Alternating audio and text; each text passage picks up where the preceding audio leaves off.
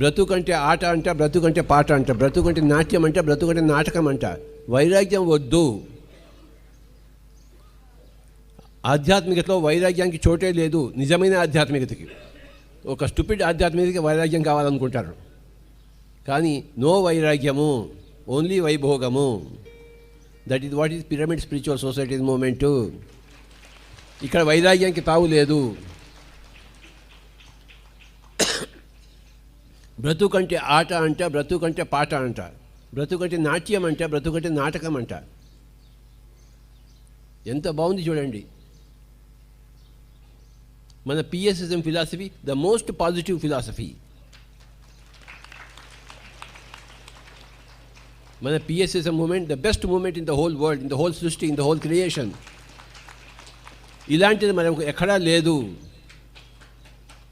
అంత గొప్ప మూమెంట్లో మనమంతా భాగస్వాములేమి ఉన్నాము. మనకి నిత్యము ఆటే, మనకి నిత్యము పాటే, నిత్యము నాట్యమే, నిత్యము నాటకమే. మనకు తెలుసు మనం నాటకం వేస్తున్నామని. నేను తండ్రిగా ఉంటే నేను తండ్రిగా నాటకం వేస్తున్నాను నాకు తెలుసు.